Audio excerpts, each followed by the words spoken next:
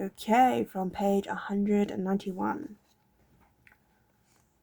Early on, it's all sacrifice. You've gone to the gym a few times, but you're not stronger or fitter or faster, at least not in any noticeable sense.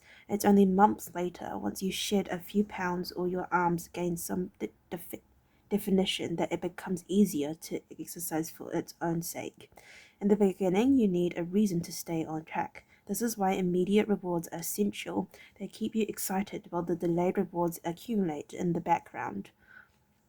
What we're really talking about here when we're discussing intermediate rewards is the ending of a behavior. Oh man, I didn't even stop the timer.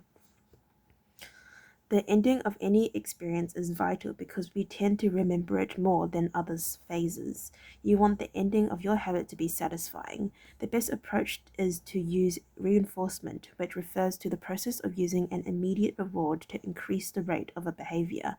Habit stacking, which we covered in chapter 5, tiers your habits to an immediate cue, which makes it obvious when to start. Reinforcement, it ties your habit to an immediate reward, which makes it satisfying when you finish. Immediate reinforcement can be especially helpful when dealing with habits of avoidance, which are behaviors you want to stop doing.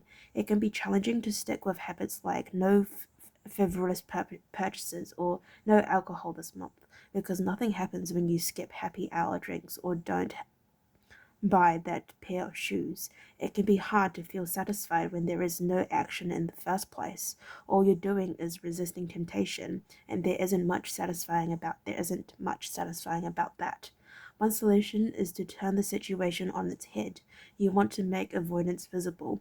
Open a savings account and label it for something you want, maybe leather jacket. Whenever you pass on a purchase, put the same amount of money in the account. Skip your morning latte. Transfer $5, pass on another month of Netflix, move $10 over. It's like creating a loyalty program for yourself. The immediate reward of seeing yourself save money towards the leather jacket feels a lot better than being deprived. You are making it satisfying to do nothing. One of my readers and his wife used a similar setup. They wanted to stop eating out so much and start cooking together more. They labeled their savings account trip to Europe. Whenever they skipped going out to eat, they transferred $50 into the account. At the end of the year, they put the money towards the vacation. It is worth noting that it is important to select short-term rewards that reinforce your identity rather than ones that conflict with it. But buying a new jacket is fine if you're trying to lose weight or read more books, but it doesn't work if you're trying to budget and save money.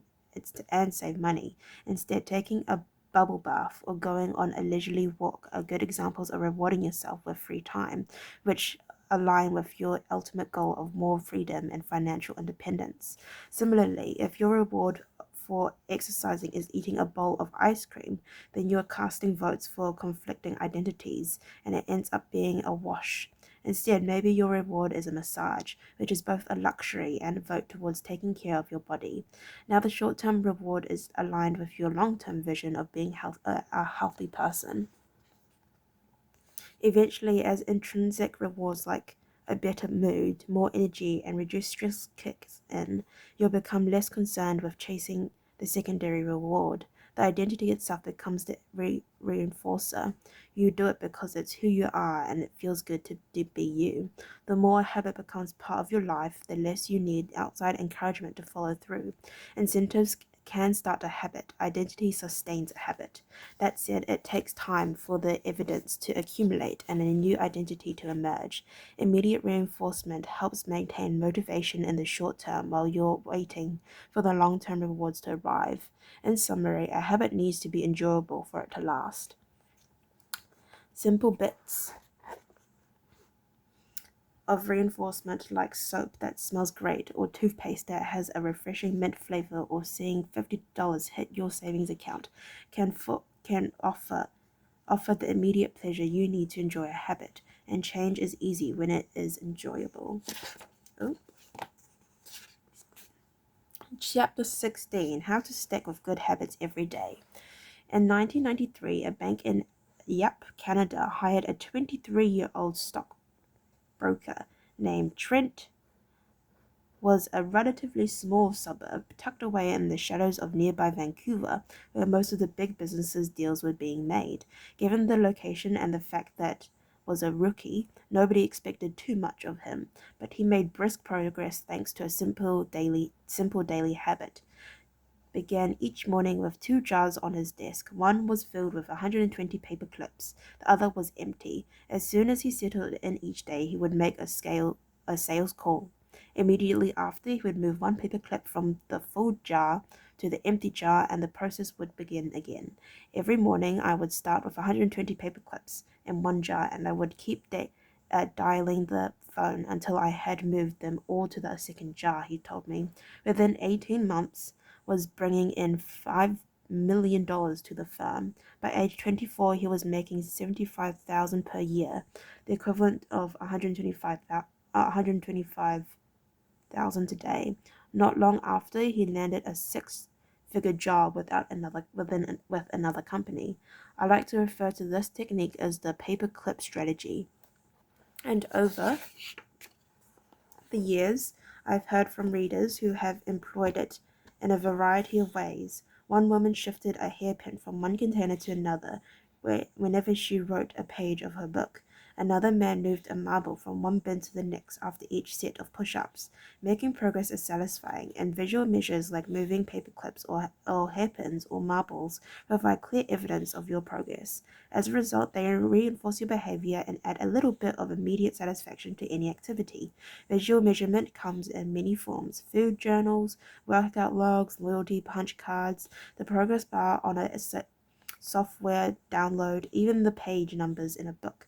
But perhaps the best way to measure your progress is with a habit tracker. How to keep your habit on track. A habit tracker is a simple way to measure whatever you did whenever you did a habit. The most basic format is to get a calendar and cross off each day you stick with your routine. For example, if you meditate on Monday, Wednesday, and Friday, each of those dates get an X. As time rolls by, the calendar becomes a record of your habit streak. Countless people have tracked their habits, but perhaps the most famous was Benjamin Franklin.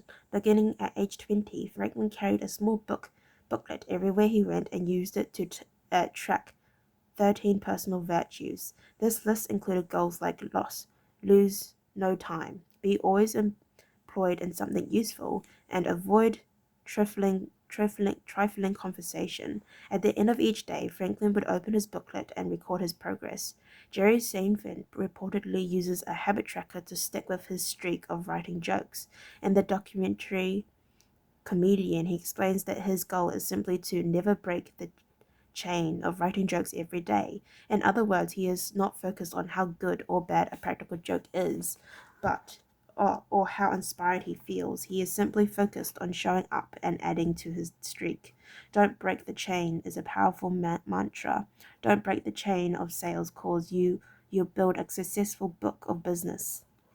Don't break the chain of workouts and you'll get fit faster than you expect. Don't break the chain of creating every day and you will end up with an impressive portfolio. Habit tracking is powerful because it leverages multiple laws of behavior change. It simultaneously makes a behavior obvious, attractive, and satisfying. Let's break down each one. Benefit 1. Habit tracking is obvious. Recording your last action creates a trigger that can initiate your next one. Habit tracking naturally builds a series of visual cues like the streak of X's on your calendar or the list of meals in your food log. When you look at the calendar and see your streak, you'll be reminded to act again. Research has shown that people who track their progress on goals like losing weight, quitting smoking, and lowering blood pressure are all more likely to improve than those who don't. One study of more than 1,600 people found that those who kept a daily food log lost twice as much weight as those who did not. The mere act of tracking a behavior can spark the urge to change it. Habit tracking also keeps you honest. Most of us have a distorted view of our own behavior. We think we act better than we do. Measurement offers one way to overcome our blindness to our own behavior and notice what's really going on each day. One glance at the paper clips in the container, and you immediately know how much work you have or haven't been putting in. When the evidence is right in front of you, you're less likely to lie to yourself. Benefit 2: habit tracking is attractive. The most effective form of motivation is progress. When we get a signal that we are moving forward, we become more motivated to continue down the path.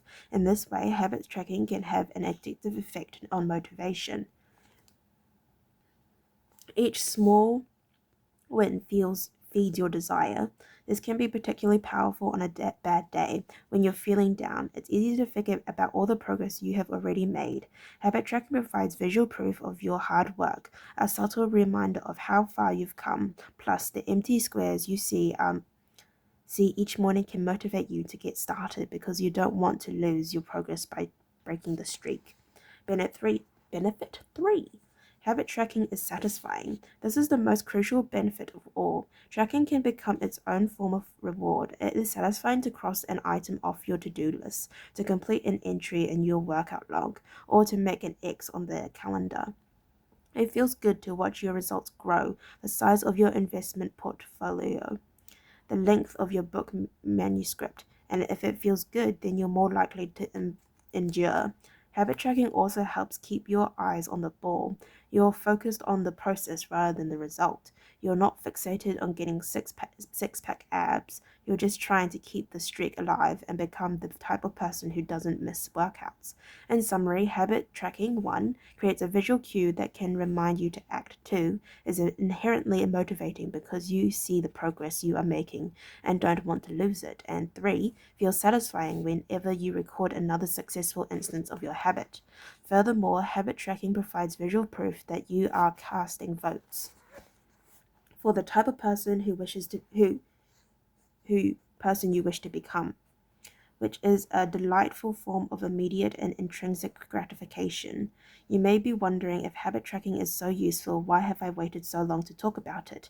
Despite all the benefits, I've left this discussion until now for a simple reason.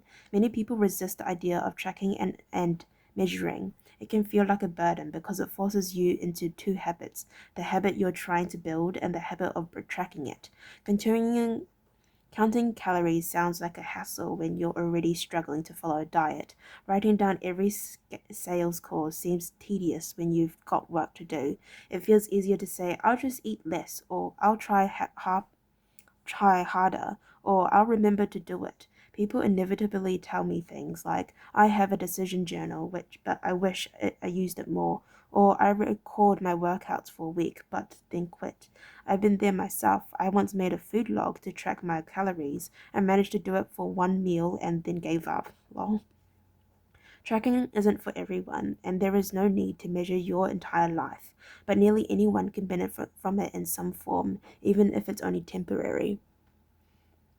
What can we do to make tracking easier? First, whenever possible, measurement should be automated.